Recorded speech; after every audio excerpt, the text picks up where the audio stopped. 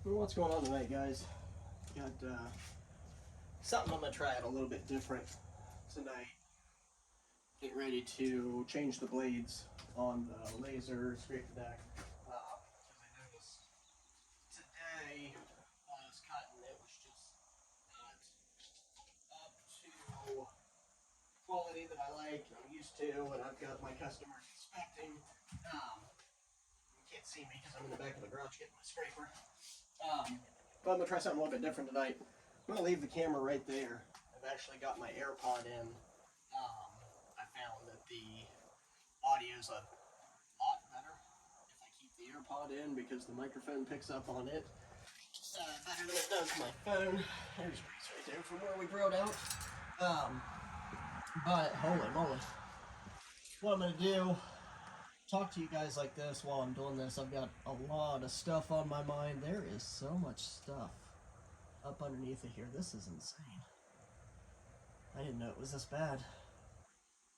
But a lot of different stuff I want to talk about tonight. This one's kind of going to be all over the place in terms of a video.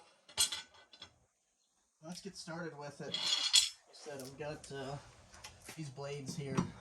Back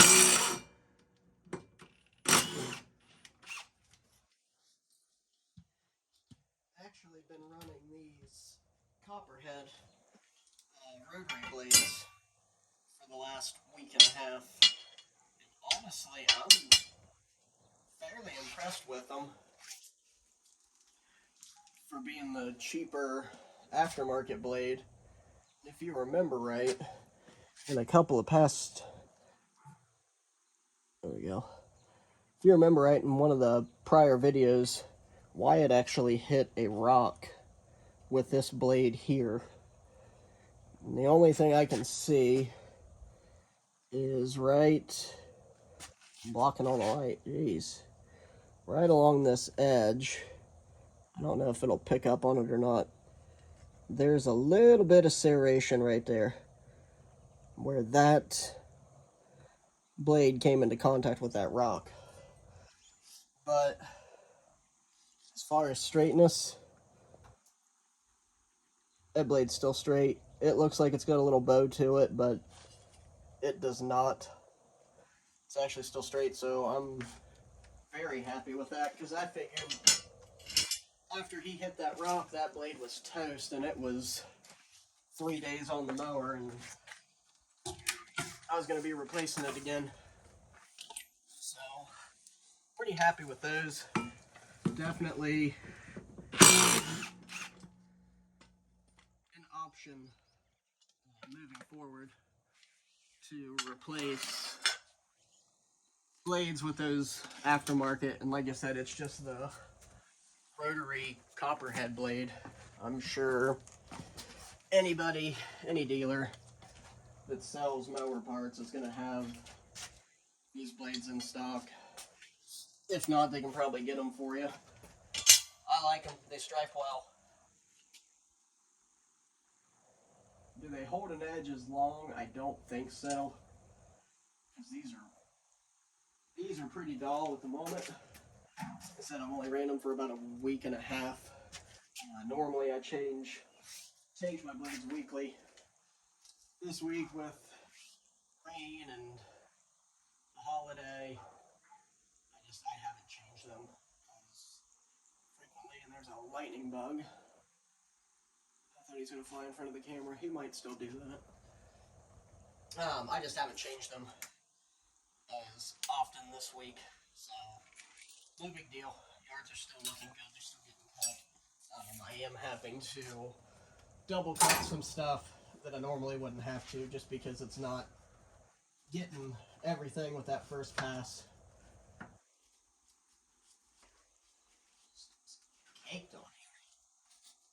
I almost don't want to show you guys this because it's bad. One thing I've noticed, I don't know if you guys notice it, you mow a lot, you can tell when your mower deck is getting packed up with grass, dirt, all kinds of nastiness, because I'll start to see grass actually come out of the front here, where it's getting caught up in the cutting chamber and not making it clear through the deck. It'll actually spit out right behind this wheel. That's how I usually know that deck's not clean, needs to be done, and you need to take the time to do it, because you're going to pay for it in the long run by spending more time on the property than you need to. But how's everybody doing tonight? Hope your 4th of July festivities were good. Everybody still got their fingers and toes. I know I posted a couple videos. Actually, I think I posted one today. Well, I was working on the turf tracer, and the other one of the 4th of July parade we went to. Parade was good, except it was hot. It was hot that morning. I knew yesterday, last night I was out. It's about 6:30. It's going from one property to the next. I took a picture of the dash thermometer on the truck. I believe it said 93 degrees at 6:30, which I understand at 2:30 and 3:30. But 6:30 in Ohio, 90 degrees. Needless to say, it was rough. Today wasn't as bad. It was pretty warm this morning. Real humid. Almost like living down south, Florida or Louisiana. Got that real hot, soupy weather. It's almost like you walked outside into a big bowl of tomato soup. Yeah, that's what you're working in. But then we had some storms blow through. At 1:30, 2 o'clock. They kind of cooled everything down, but it was still that real hot, or not hot, real soupy, muggy feel to the weather. So that was kind of a pain. But like I always say, I'll take being hot and sweaty and miserable and that over being cold any day. I do not like the cold. I like the snow. Now that I don't plow snow, I do like to watch it, fall. I go out with the kids and play in it, because I actually have time to do that now. I'm not out plowing parking lots, driveways, working for 2 days straight, trying to make sure everything's peaches. But as far as the cold goes, no, I'm over that. I know I'm only 34 years old, but if I could, I'd move down south and I'd just start over there. South Carolina, Georgia. Really like to move to Alabama. So if anybody's got property down there and you're looking to sell, drop a comment, email me, let me know. I'm interested. Guess another thing I want to talk about tonight.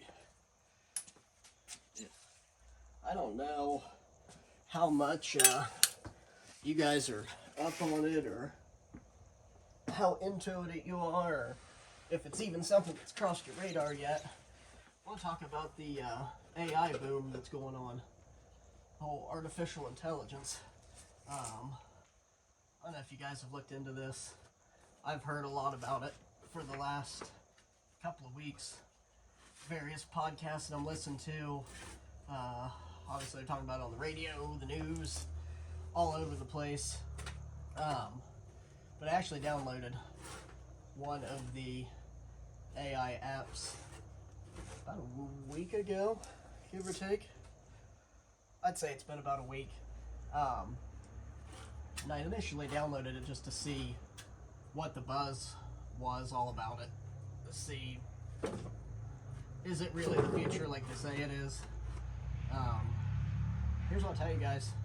If you haven't looked into it, knock my AirPod out. If you haven't looked into it yet, I recommend you do. It's pretty interesting. It's actually really nice. If you're a business owner and you have issues with marketing, AI is the way to go right now. What I've done for about the last 3 days is in the morning, get up, obviously, and I'll jump on the app and I'll just punch in, I need a Facebook post for Wednesday morning talking about the importance of watering your yard, the importance of a well-maintained lawn. Hit send. It takes that program probably 5 to 10 seconds, and all of a sudden it starts spitting out information. Now, is it going to be exactly what you want it to be? No. I mean, there is some editing that goes into it, but everything that I've got so far has been, I'd say, 98% accurate. And I just take it, I copy it, jump on Facebook, get on the company page. What's on your mind? I hit paste, maybe throw a picture to it, and I hit send. And that's it. Post it. All within a minute. And it's something that I can see myself using in the future, this year, like when we're coming into fall and the leaves are starting to come down. I can see this being a great asset for fall cleanup marketing. And it's not just Facebook posts that you can use it for. I actually used it to come up with a bunch of different documents for like late payments. I had it generate a, should probably have glasses on. Hopefully the wife doesn't watch this. I actually had it generate a 30-day first warning letter for late payments. I'll tell you, I've seen various late payment notices that other companies use. I know what we used at my prior company. I know what we use at my current full-time job. I've seen those before. And the stuff that this AI is kicking out right now, it looks as professional as can be, if not a little bit more than what your average company's using. So there's definitely key benefits to it if you're a business owner. I know I heard a story of a guy, and I'm not as computer savvy as most people are, but I heard a story of a guy who got on and asked AI to write code for him. He wanted to implement some process to track when they were getting calls. Say this guy was in the medical field, firefighter. Wanted to have some process that when they got a call, it would automatically take that address that they were going to on their run and put it into their daily log spreadsheet that they have to fill out. And he even admitted that it takes him 10 seconds to fill in the daily log to add the address. But he's like, if we've got this technology, I might as well try it. And he said the first couple renditions, I think he said he had to do it 3 times. He asked it to do it, it spit it out, he went to upload it, and there was an issue with the way it was translating it into the computer. So he went back and revised it once, said it was close, but it still wasn't right, and he said on the third attempt to get the line of code right, the AI got it correct, was exactly what he wanted, and now they've got that uploaded into their software program. So now anytime they get a call, he's saving himself time at the end of the shift with not having to go into the spreadsheet and log that address. All that information gets transposed over there for him, all thanks to artificial intelligence. And I know what you're thinking. Artificial intelligence is gonna take over the world one day. Well, if it does, I'm hoping that because I was an early adopter of it and I haven't been mean to it, that it will spare me the torture. But at the same time, I'm fully prepared for anything. But when you look at the state of the world right now, darn near everything we have, in some way, shape, or form, is ran by a computer. Our cars, basically a computer on wheels. I seen a Jeep Wrangler over the weekend at a 4th of July party I went to, that they stuffed that Hemi 392 engine in. And we've all seen a Jeep Wrangler, and we know how narrow the nose is on that. When I tell you there was no room to do anything under that hood other than look at that engine, I am not lying to you. They had that thing shoehorned in there so tightly that even if you wanted to change serpentine belt, I'm pretty sure you would have had to take the entire front of that Jeep apart to get to it.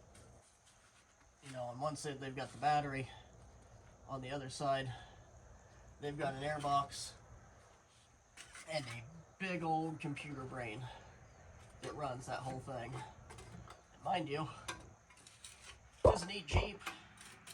I'm not a huge Jeep fan.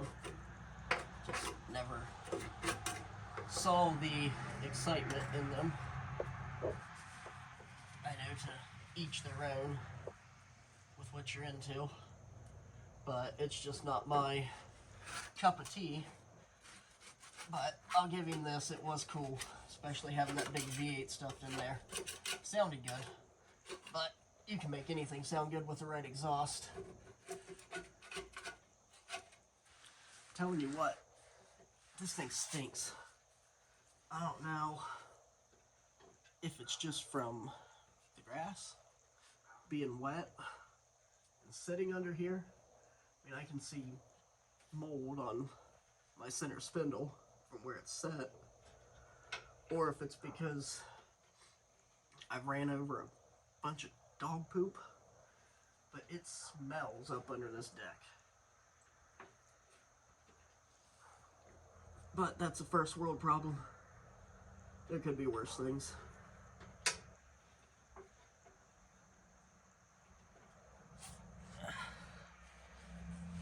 Before you yell at me, I know I should probably have jack stands down, but pretty confident that thing's not gonna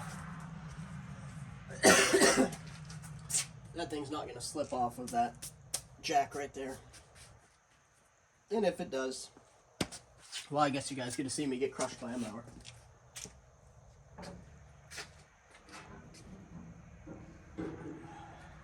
Alright, so the deck's cleaned. Blades I'm putting on it tonight. These are factory OEM Exmark blades. If you can see it, you can. Went with the factory ones. I know a lot of people will tell you that the Skag blades are the best blades out there. Unfortunately, they're wrong. Red mower blades, red mowers, it's the way to go. you cannot beat the stripes that a laser with properly sharpened blades will lay.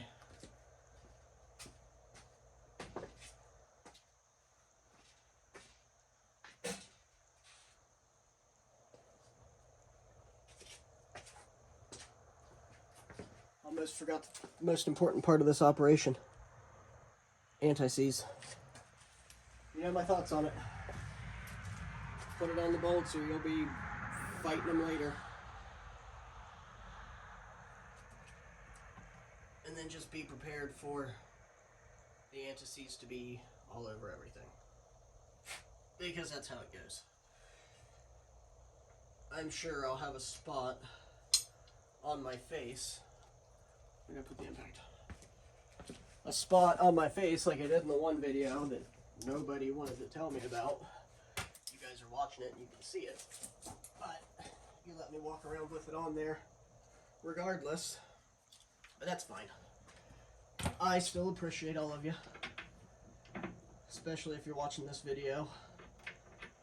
Basically just me talking to myself in the garage, changing mower blades.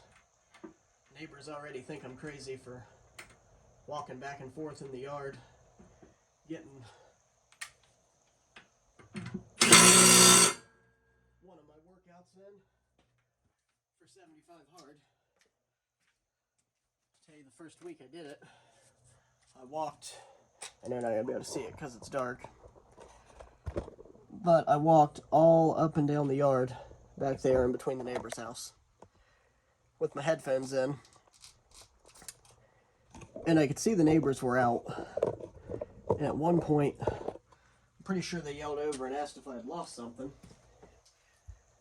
and when I told them no, I was just getting my steps in. I'm pretty sure they found the thing that I lost, or at least that they thought that I lost, and that was my mind. Because why would you go out randomly and just walk up and down the yard? Well, had to get my workout in. No excuses. Not going to fail this challenge because I don't want to get outside and do my outdoor exercise. If I have to walk up and down the yard, I will. And I do. And as far as that goes, I am 30. Today is day 37 of the 75 hard challenge for me. I gotta tell you, if it's something you're thinking about, like I said in the one video, just do it. Don't overthink it. If it's on your mind to get started and you're kicking around for the right time to do it, now's the right time to do it. Don't think about it. Just start it. Because I can already tell you that I'm starting to see a change in my day-to-day just from holding myself accountable because I don't want to fail, and the discipline to follow through with it every day from sun up to sundown. As you know, one of the critical tasks is no alcohol. It was 4th of July weekend, y'all. We went to a 4th of July party. There was a lot of alcohol there. I was asked multiple times, "You want a beer?" And each time I kindly, politely declined. "Well, why? You used to drink with us." "Well, doing this new program." "Well, that's cool. So, you can't even have like one drink?" "Nope. If I have one drink, I have to start the whole process over, and I do not want to do that." Hey, remember what I said? There it is. Stuff gets everywhere.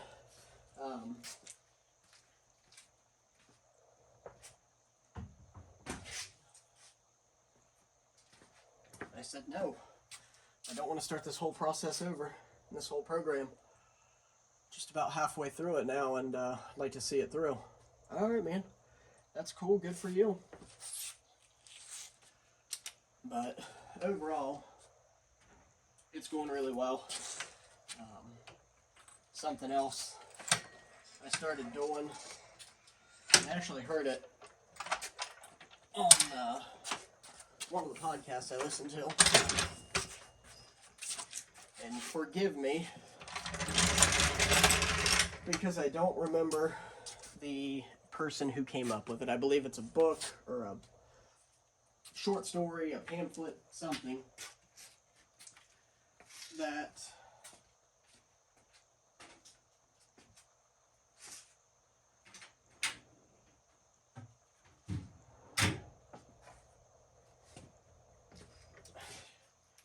this thing called the 5-second rule.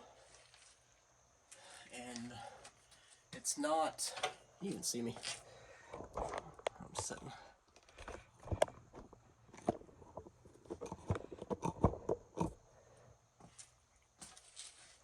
It's not the 5-second rule you would think of. You know, you drop a piece of food on the floor and you've got 5 seconds to pick it up before the germs get it, because apparently germs don't move that fast, and or maybe they just don't realize that there's food there and their little senses kick in. But it's a different story, different day. But the 5-second rule, the way I heard it was, you have 5 seconds to make a decision from the time you hear something. From the time you hear something to the time you think something. Basically, the way they spun it was, let's say the way I've used it, you get a text message from a customer asking a question, or just reaching out. In your mind, you've got 5 seconds to make a decision as to whether or not you're going to respond to them, or if you're going to push it off. And what the guy was explaining was, in that 5 seconds, you need to immediately jump at that opportunity and not wait for a later time. Because what will happen, procrastination will kick in, and you get attacked by a June bug, Mothra, something.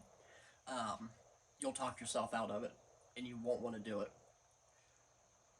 So you've got 5 seconds to make that decision, whether it's a good decision, yes, you're going to do something, or a bad decision, no, you're not going to do whatever it is day to day. And I started using that a little bit last week and into this week when I'm posed with a question or come up on a dilemma. You know, that first 5 seconds, what am I going to do? Well, I'm going to take it on.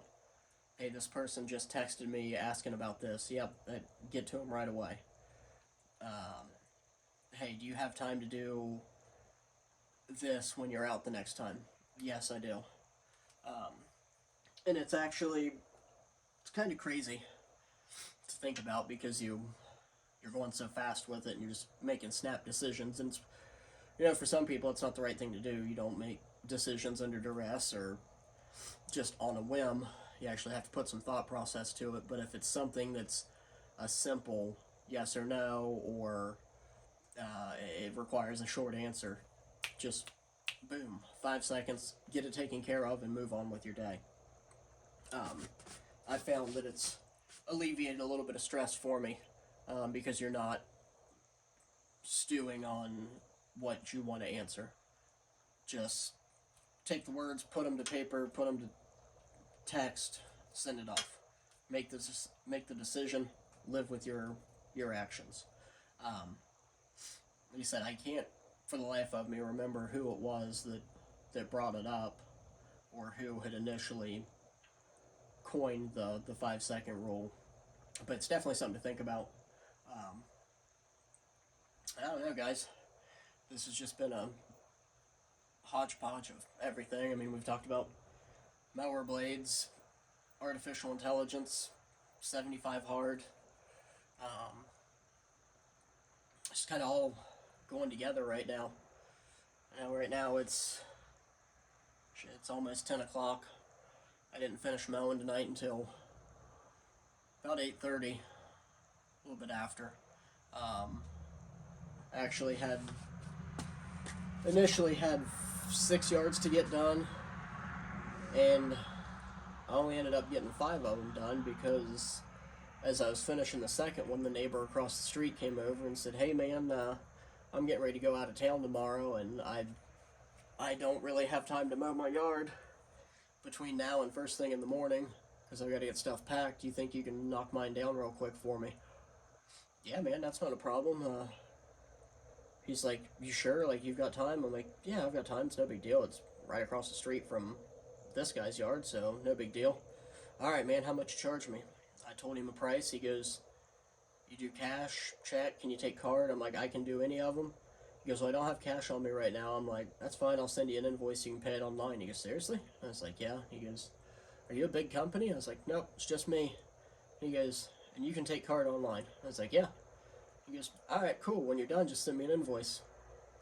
Knocked his yard down, got back to the truck, took me 5 minutes, threw an invoice together after I uploaded him into the system, got paid within 10 minutes of sending it.